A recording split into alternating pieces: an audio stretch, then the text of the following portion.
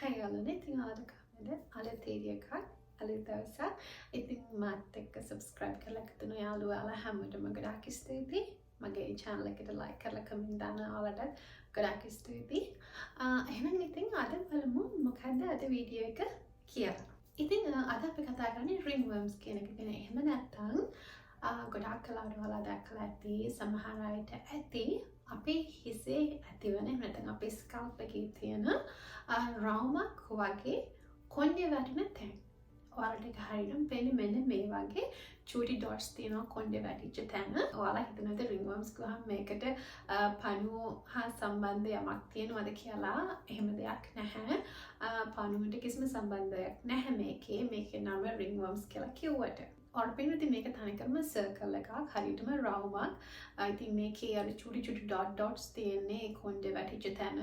ඉතින් මේ වගේ දෙයක් කින් පස්සේ කොණ්ඩේ වවා ගන්න ටික කාලයක් යනවා. ඔයා හරි ට්‍රීට්මන්ට් එකක් කරොත් අනිවාර්යෙන් ඔයාගේ කොණ්ඩේ වැවෙනවා. ඉතින් මේ දේ තවත් ඔයාලට පැහැදිලි කරන්න මම දැන් මේ ringworms කිව්වහම මේක දිලිරා සාධනයක් එහෙම නැත්නම් ෆංගල් ඉන්ෆෙක්ෂන් එකක්. මේක එකටම එන්නේ පොඩි බිබිලක් වගේ නැත්නම් චුටි පිම්පල් එකක් වගේ ඊළඟට ඒක චුට්ටක් කළා දවස් යනකොට ඩැන්ඩ්‍රෆ් වගේ කැලි වැටෙන්න පුළුවන් ඔළුව කසන්න ගන්න පුළුවන්. එතනදී ඔකේ ඉන්න අර අපි මේක පැතිරෙන දෙයක් හරියට ඒක නිසා ටක් ගාලා වටේටම ගිහිල්ලා හරියට මේක සර්කල් එකක් විදිහට පැචස් එන්න පුළුවන් ඔයාලගේ හිසේ තැන් තැන් වල. ඉතින් සමහර කටට පොඩි ඒවා සමහර අයට ටිකක් එන්න මෙන්න මේ වගේ ලොකු වෙන්න පුළුවන්. ඒක එක්කෙනාගෙන් එක්කෙනාට ගොඩාක් වෙනස්. මේකට ට්‍රීට්මන්ට් එකක් කරේ නැත්නම් මේක කෙරොයින් කියන තුවාලයක් විදිහට හැදේ මෙන්න මේ විදිහට. මේක ගොඩාක් painful තුවාලයක්. ඉතින් ඒක නිසා අපි ringworms හැදෙන ගමම එහෙම නැත්නම් අර දිලිර ආසාදනය හැදෙන ගමම අනිවාර්යෙන් ඒකට ට්‍රීට්මන්ට් එකක් කරන්න ඕනේ. ඔයා එහෙම ට්‍රීට්මන්ට් එකක් කරේ නැත්නම් ඔයාගේ කොණ්ඩේ වැටෙනවා වගේම තමයි අල්ලනකොට අතට එන්න පුළුවන්. හරිම ලේසි. ගොඩක් වෙලාවට පොඩි ළමයින්ට ඔයා දැක්කලා ඇති කොණ්ඩේ නිකන් කුටි කුටි කැඩලා යනවා. ඉතින් මේ කියන්නේ පටන් ගන්න අවදිය ඔයාලට මේ තැනදී ට්‍රීට්මන්ට් එකක් කරොත් මෙන්න මේ අවස්ථාවට යන කලින් ඔයාගේ ඔළුවේ ලොකු තුවාලයක් එන කලින් ඔයාලට ඒක කන්ට්‍රෝල් කරගන්න එහෙම නැත්නම් නැති කරගන්න පුළුවන්. ඉතින් ඒ වගේම ඉම්පෝටන්ට් ඔයාලා දැනගන්න ඕනේ දැන් මේක අපිට කෙනකින් කෙනෙකුට බෝ වෙනවා. ඒ කියන්නේ මට තියෙනවා නම් මගෙන් මාත් එක්ක ඉන්න ඉතුරු කෙනෙකුට බෝ වෙන්න හරිම ලේසි. ටවල් එක කොණ්ඩේ පිරෙන පණ කොණ්ඩේ බෝල් එකදින්දීම එතන ඇලිලා එයාගෙන වායේ තුවාලය අල්ල වෙන කෙනෙක් ඇල්ලුවොත් එතන නැත්නම් වායේ තුවාලය අල්ලලා අල්ලන තැනක් වෙන කෙනෙක් ඇල්ලලා ඇල්ලුවොත් ඒකෙන් අපිට මේක බෝ වෙන හරිම ලේසි. ඒ වගේම තමයි ගෙදර සත්තු ඉන්නවා නම් සත්තුකට තියෙනවා නම් මේ දේ ඒ සතගෙන් ඔයාලට බෝ වෙන්නත් හරිම ලේසි. ඉතින් ඒක නිසා ඔයාලගේ කොණ්ඩේ වගේමයි ඔයාලගේ ඔළුව හොඳට පිරිසිදුව තියෙන්න ඕනේ. ඒ වගේම තමයි ඔයාලගේ ටවල්ස් ඔයාලගේ පණ අනිවාර්යෙන් සෝදලා පිරිසිදුව තියාගන්න ඕනේ. ඉතින් මේ වගේ ලෙඩකට දෙන බෙහෙත් මොනවද?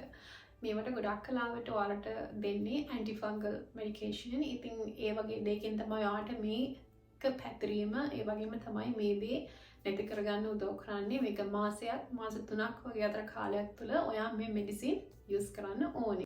ඒ වගේම තමයි බෙහෙත් වලට අමතරව ඔයාගේ ෂැම්පූ එක පවා එයාලා ඔයාලට ප්‍රෙස්ක්‍රයිබ් කරනවා. ඒ කියන්නේ ඔයාලට මේකට සම්බන්ධව මේකට බෙහෙතක් විදිහට එයාලා හදපු ෂැම්පූස් තියෙනවා. ඒවා තමයි ඔයාගේ ඔළුවට ඒ කාලය තුල යූස් කරන්න ඕනේ. මොකද හැම ෂැම්පූ එකක්ම ඒ තුවාල වලට යන්නේ නැහැ. මම දන්නවා ලංකාවේ ගොඩක් කලාවට ෂැම්පූස් ගණන්. ඉතින් මේ වගේ ෂැම්පූ එකක් වලට හොයාගන්න පුළුවන් වේද කියන එක මම දන්නේ නැහැ ලංකාවේ. ඉතින් ඒක නිසා මම හිතුවා ඔයාලට අපිට ලෙහෙසියෙන්ම කරන්න පුළුවන් අපේ විදිහට අපිට ආවේනික ට්‍රීට්මන්ට්ස් ටිකක් වලට අරගෙන එන්න. ඉතින් පළවෙනි එක තමයි පොල් තෙල්. ඔයාලට මේකට ගන්න හොඳ පිරිසිදු පොල් තෙල්. කඩෙන් ගේනවා නම් අනිවාර්යෙන් බලන්න ඒක හොඳ පිරිසිදු පොල් තෙල්ද කියලා. හොඳ පොල් තෙල් ටිකක් අරගෙන චුට්ටක් රත් කරලා පුළුන් කෑල්ලක තියලා ඒ තුවාල තියෙන තැන්වල ගාලා තියලා තියන්න.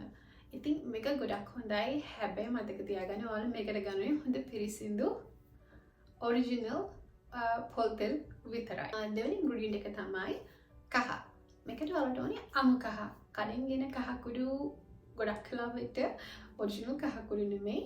ඒක නිසා ඔයාලට පොණ අමු කහ කෑල්ලක් හොයාගන්න. අන්න ඒක හොඳයි. ඒක චුට්ටක් අරගෙන පේස්ට් එකක් විදිහට හදලා ඒකත් ඔයාගේ තුවාලවල තියෙන තැන්වල තියලා තියන්න.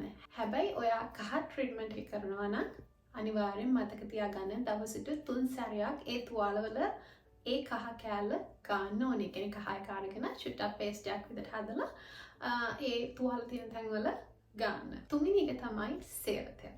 එහෙම නැත්නම් lemon grass oil. සේර තෙල් ඕනම තැනක තියෙනවා. ලංකාව අපේ කුසී පිටිපස්සේ වල තියෙන්නේ සේර රම්පේ කරපිංච. ඉතින් ඔයාලට හරිම ලේසි සේර හොයාගන්න. සේර තෙල් ගෙදර නැත්නම් ඔයාලට පුළුවන් සේර හොඳට අඹරලා ඉස් මේක අරගෙන ඒකත් දවසට 3 පාරක් ට්‍රීට්මන්ට් එකක් විදිහට කරන්න ඕනේ. ඊළඟ එක තමයි tea tree oil. tea tree oil ඔයාලා අහලා ඇති. මම හිතන ලංකාවේ දැන් හරි බහුලව තියෙන දෙයක් tea tree oil කියන එක. ෆාමසි එකෙන් වලට ගන්න පුළුවන්. තෙල් බෙහෙත් කඩකින් ගන්න පුළුවන් tea tree oil එක.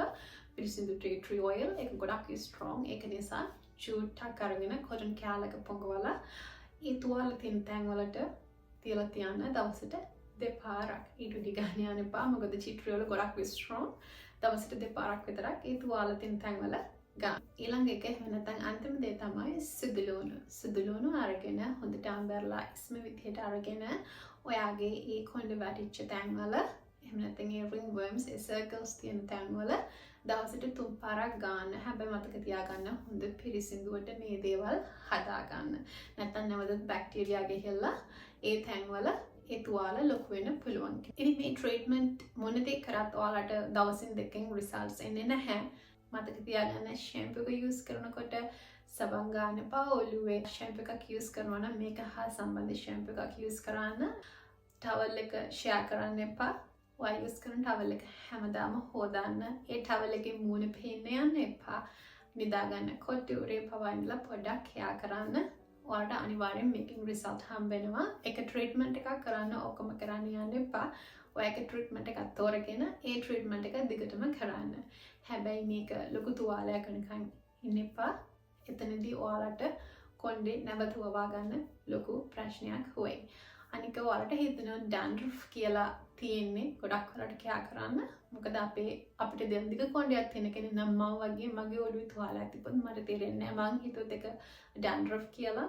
සමහරට ඒක ringworm එකක් වෙන්න පුළුවන්. ඒක නිසා හැමතිස්සෙම සැකයක් තියෙනවා නම් තවත් කෙනෙකුට කියලා ඔළුව පොඩ්ඩක් පෙන්නලා බලන්න. මොකද්ද මොන වගේ දෙයක්ද තියෙන්නේ කියලා ඔයාලට හරිම ලේසියෙන් ඉක්මනට මේ වගේ ප්‍රශ්නයක් එන කලින් ඉක්මනටම මේ දේ නවත්ත ගන්න පුළුවන්. එහෙනම් ඉතින් මම හිතනවා ඔයාලත් අද වීඩියෝ එකකින් යමක් ඉගෙන ගත්තා කියලා ලයික් එකක් දාලා කමෙන්ට් එකක් දාන්න අමතක කරන්න එපා. සබ්ස්ක්‍රයිබ් කරලා එකතු වෙන්න මාත් එක්ක. එහෙනම් ඉතින් අලුත් වීඩියෝ එකකින් හම්බෙන්න තුරු මම අදට ගිහලා යනවා. ඔයාලා ඔක්කොටම සුබ දවසක්.